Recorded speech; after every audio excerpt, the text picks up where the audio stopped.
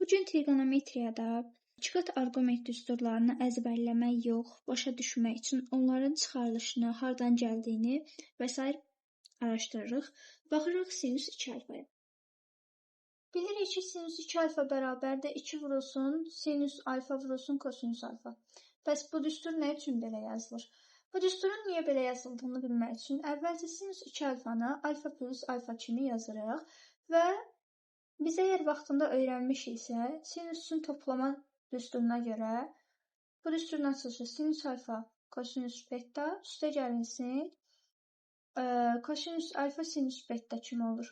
Eynən bu şəkildə bu düsturu açsaq, olacaq sinus alfa kosinus betamızın yerinə də alfa yazmışıq. Ona görə kosinus alfa üzərinə gəlinsin kosinus alfa və sinus alfa. Çünki betanın yerinə yenə dediyim kimi alfa yazmışıq. Baxırıq bura. Sinus alfa, kosinus alfa, sinus alfa, kosinus alfa. 2 dənə toplayırıq. Deməli olacaq 2 sinus alfa, kosinus alfa. Kosinus 2 alfa. Kosinus 2 alfanın açılışını yazaq. Bunu yazarıq kosinus alfa plus alfa kimi. Yenə də əgər toplama düsturunu biliriksə, kosinus alfa plus beta üçün açılışa baxırıq. Bu bərabərdir. Kosinus alfa, kosinus beta çıxılsın. Burada üstəgəl oldu, burada çıx olur. Sinus alfa, sinus beta. Eyni şəkildə bunu ona uyğun şəkildə açsaq, betaların yerinə də alfa yazmalı olacağıq. Yazırıq kosinus alfa çıxılsın. Sinus alfa, sinus alfa.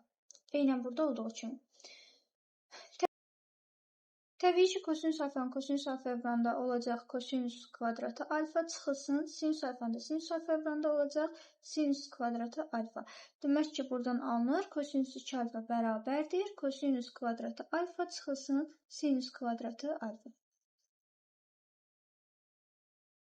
Baxaq tangens 2 alfaya. Tangens 2 alfanı da yenə yazarıq. Tangens alfa üzərinə gəlinsin alfa. Bu da bərabərdir. Əvvəlcə burada tangens alfa plus beta düsturumuzu xatırlayaq. Bu bizə verirdi tangens alfa üzərinə gəlinsin tangens beta bölünsün 1 minus tangens alfa vurulsun tangens beta. İndi buna uyğun şəkildə bunu açsaq, eyni şəkildə betalarımızın yerinə sadəcə alfa yazacağıq. Yəni betaları silib alfa qoyuruq yerinə. Eynən burada da bərabər olacaq. Tangens alfanı tangens alfa gələndə 2 dənə tangens alfa 1 çıxılsın. Tangens alfanı tangens alfa evranda tangens kvadratı alfa. Yenə də kotangens 2 alfanı da yazaram. Kotangens alfa plus alfa kimi. Düşünək burada kotangens alfa plus beta necə açılırdı? Bunun açılış qaydası kotangens alfa vurulsun kotangens beta çıxılsın 1 bölünsün kotangens alfa üstə gəlsin kotangens beta idi. Bu şəkildə açılırdı. İndi eyni şəkildə alfa plus alfa olduğuna görə biz betalarımızın yerinə alfa yazaq. Burada da alfa yazırıq. Aydındır ki, artıq necə yaranır? Yaranır. Kotangens alfanı kotangens alfaya vururam, olur kotangens kvadrat alfa. Çıxılsın 1. Məxrəcində isə kotangens alfanı kotangens alfa gəlirəm, olur 2 dənə kotangens alfa. Deməli, bunun da açılışı olacaq bu şəkildə.